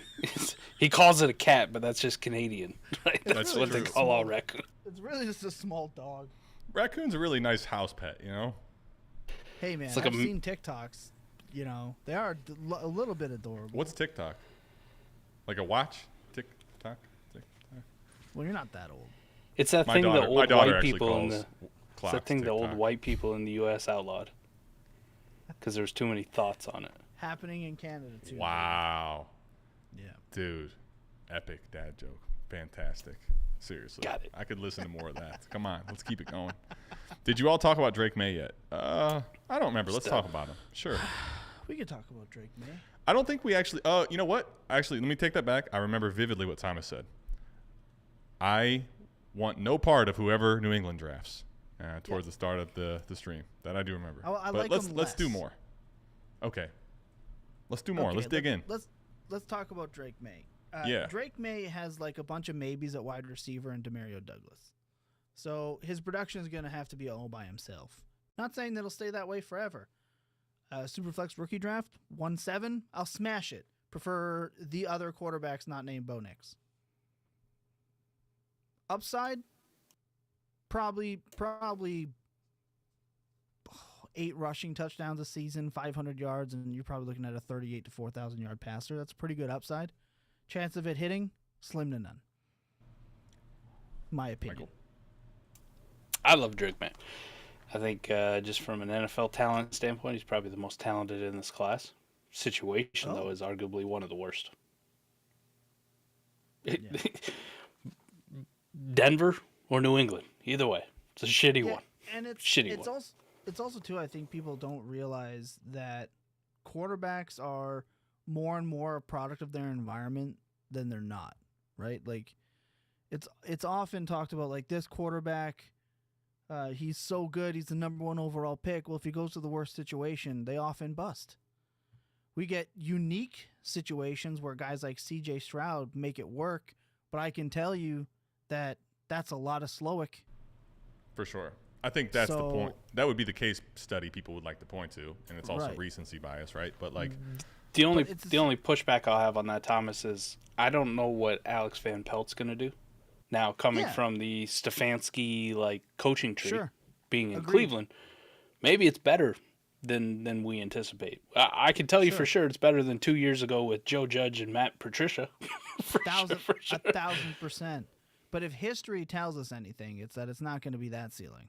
It could be pretty good, I doubt it. Yeah, but it's I a mean, tough ask. outlier chasing is like if Drake Maye went to Minnesota, it would be X-rated when I talk to him because it would be triple X-rated the way I talk about him. But he didn't. Like his tools in Minnesota would have been something else. We're also talking about a guy who's probably not starting the year week 1. Like They're just if gonna you- roll out if you- Brissett. sure. Yeah, if you watch Coach Speak Index, which if you're not following Coach Speak Index, you should be. The way that they're talking about the situation, I really can see Brissett starting the first 2 or 3 games of this year, and that's Sure. That's fair. I wouldn't. I don't even think that's You know? crazy. Honestly, no. Yeah. I also think like with May, I agree. By the way, I think a lot of times the situation that quarterbacks go into isn't discussed enough. But with Drake May, I think it's going to come down to when he gets on the field, is he actually talented enough to elevate the guys around him? And that's, dude. Thomas said something like, I'm not going to pretend. I watch film. I've watched Drake May. I like a lot of the stuff, but I'm not going to pretend to tell you that I can fucking see the future and that he's that good. I can't call him Himothy from that perspective. I think he is talented, but there's a lot of just variables here that I would be lying to you if I could tell you I could predict on. Mike said it very well. Like, there's a lot of things that are changing here, but how many of those are concrete that I could try to make a stance on? For me, it comes down to what I'm going to play the strategy side of. At this time, he's valued in a reasonable range in startups. I'm willing to take some shares. I'm going to play the portfolio side of having some exposure. And if it gets bad, I'll probably be one of the ones fleeing quickly because I don't want to take a massive loss. But I also want to have some exposure because if he does thrive in that situation to any degree in his rookie season, you're probably going to have some truthers really coming out of the woodworks as far as not wanting to sell their Drake Maye shares. So I want to have a chance right now. I think that's probably the fairest assessment of it. Like, I think he's extremely talented. I think he's very, very good. And arguably, for the longest time, he was 1A to Caleb Williams 1B for me, just on a talent standpoint. Because he did elevate that North Carolina offense into, like, territory where, like, oh, fuck, UNC is actually good.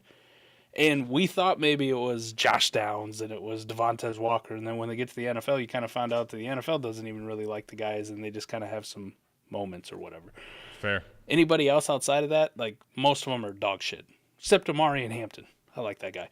But if he goes into the situation, let's just say Alex Van Pelt is average or above average type offensive play caller. Jalen Polk shows something. Maybe Javon Baker does something. DeMario Douglas, Pop Douglas, becomes like a thing, like a Jacoby Myers-esque thing.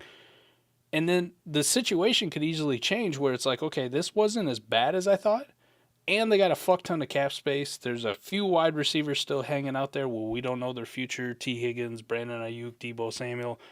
Maybe they make some moves in trades or free agency, and all of a sudden you're looking at Drake Maye with a T. Higgins and a Brandon Ayuk on one side with a surprising Jalen Polk playing the slot with a plus side offensive coordinator. And with the talent he had, all of a sudden you're like, God damn, this is like Justin Herbert 2.0. Like, that can happen.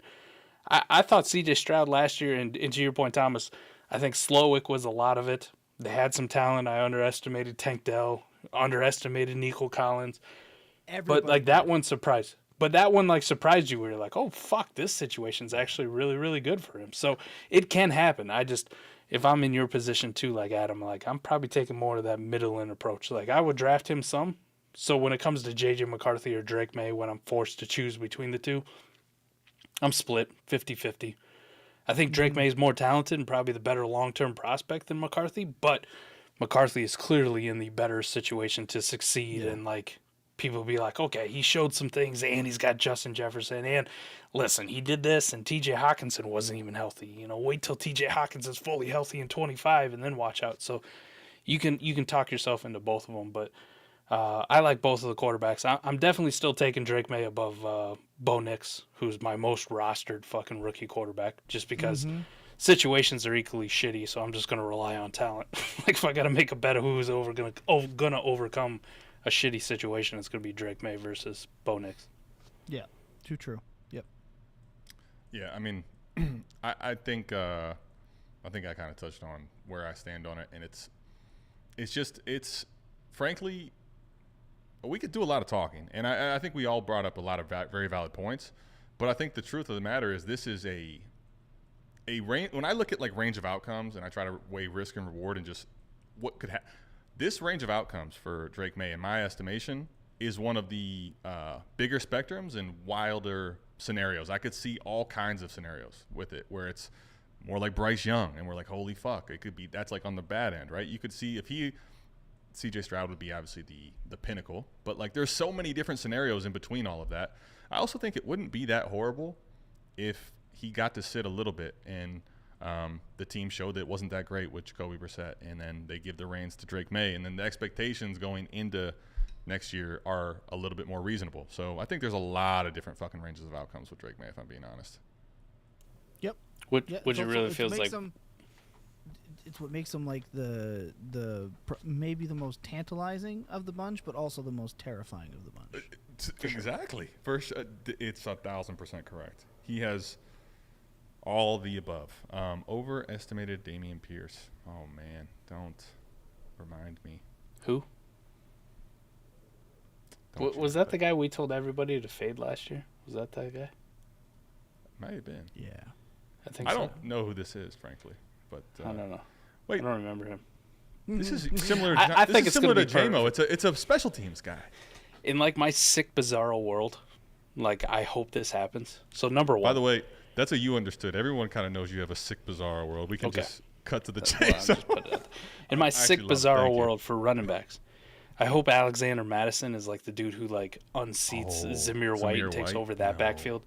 And then with everybody being like, fucking Joe Mixon just shits fucking fantasy points. He's going to be the fucking guy in the Houston offense, which is up-tempo. Just ignoring the fact that fantasy points data whatever like advanced analytics you want to use. Joe Mixon fucking sucks in zone, which Slowick runs almost exclusively, which is why Devin Singletary unseated Dameon Pierce, who also sucks in zone. But maybe Dameon Pierce internalizes this, and he's the guy to come back and unseat fucking Joe Mixon this year when we write him off for dead. Like, I just want some fucking chaos. I want people's lives to be ruined who are like, I got 60% exposure to Joe Mixon. Fuck you. Burn in hell. I will say Mike doesn't lie with him wanting your life to be ruined. Just keep that in the back of your mind. By the way, this was a follow-up question, I think, for the May conversation. It's a good one.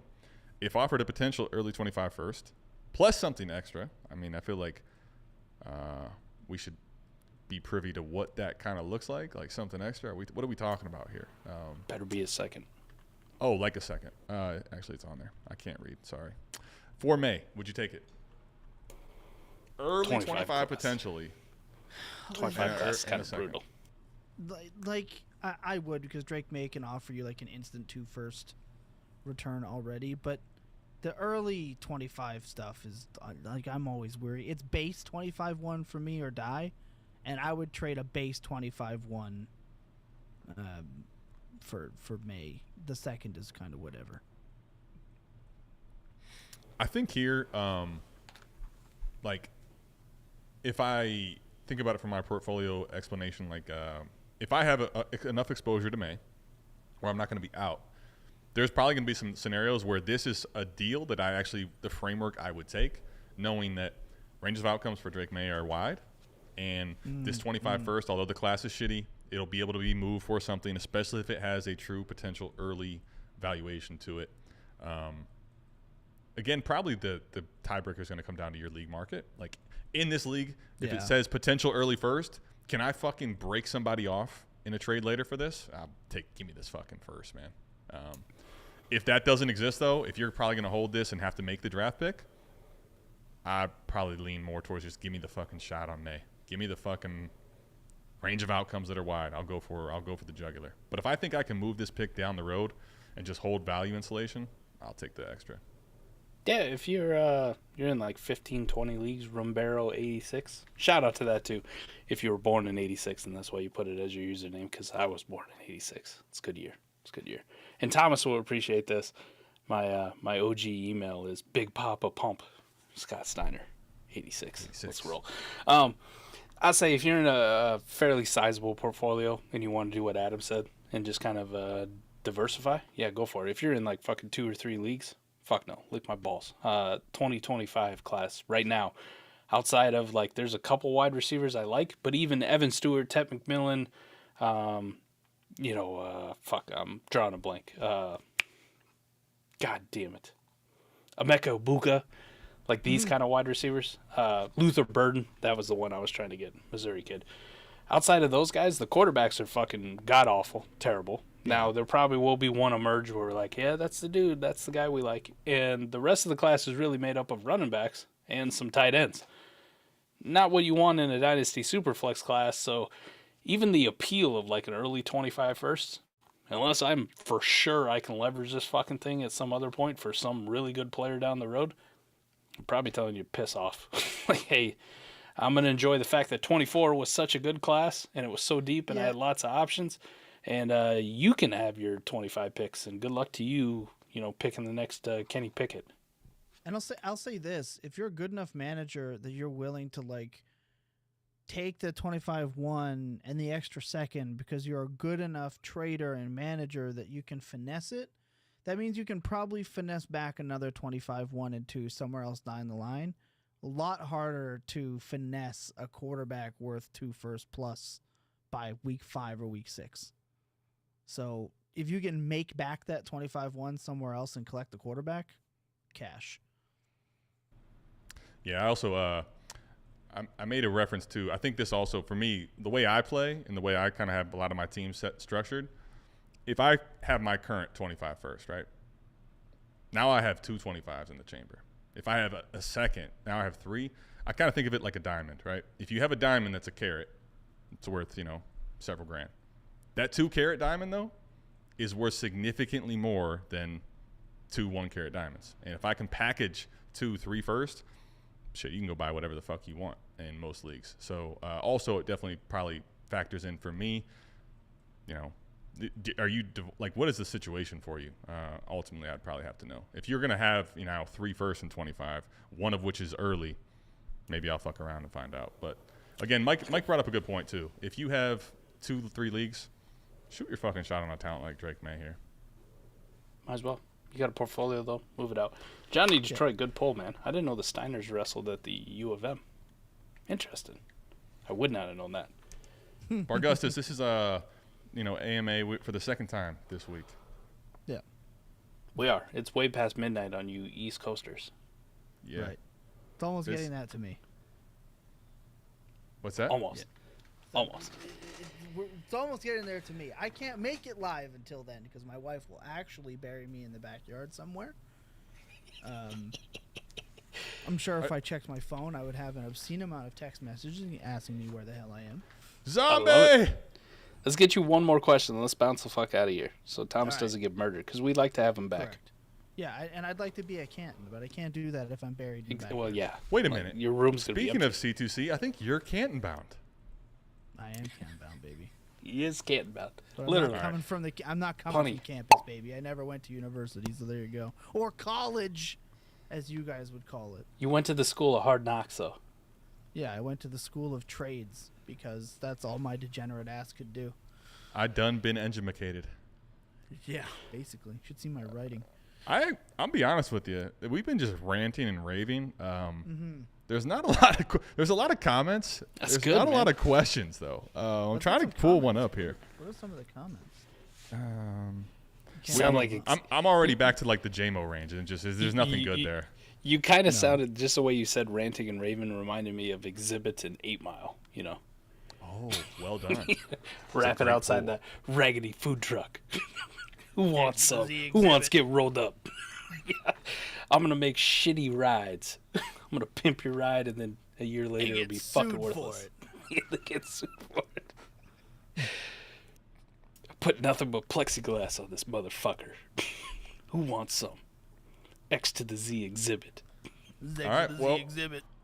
If you guys like what you're hearing, we can stay as long as we want. But if you don't want Thomas to get buried, I need someone to actually ask a question of some Give me degree. Give me Something. Give me Give him anything. something. Could be Thomas literally gonna give it to you. It could be literally anything. Ask me something about Canada. I can answer that. How do you feel about Drake basically getting buried these last couple weeks? It was Well, a bad look. You know, the fight was looking good for the 6 until Metro Boomin put it to rest, and then it was GG. BBL Drizzy. Yeah, when you tell the producer to go play some fucking drums and he makes the first ever diss instrumental and then runs a contest about it, you're fucked. It's bad. Yeah. As a content creator, I love it because Metro was also like, listen, I'm going to put this shit on SoundCloud and you guys can just have free reign with it. Like, no I'll copyright. give you a free beat. Yeah, Like, and the then free beat contest is insane. and then Lamar's like, by the way, all my disses I put out, by the way, no copyright whatsoever. You guys put them on all your shit. Yeah. It's great. It's great. Like, I could do a fucking live stream and then end with BBL Drizzy if I want. Or Not Like Us. I don't give a shit. I get to body bag Drake, too. It's genius. It's fucking genius. Tough look, though. But he did start from the middle, and then he was here. Right? Not Correct. too bad. The upper As middle someone class, actually. who's quote from the 6, we don't claim him. We don't Running through the 6 with my woes kind of hits different. We've had now, to you know? apologize for Bryan Adams for years, and now we have to do the same thing for Drake, and we're not looking forward to it in this generation. I mean, Bryan Adams got his first real 6-string.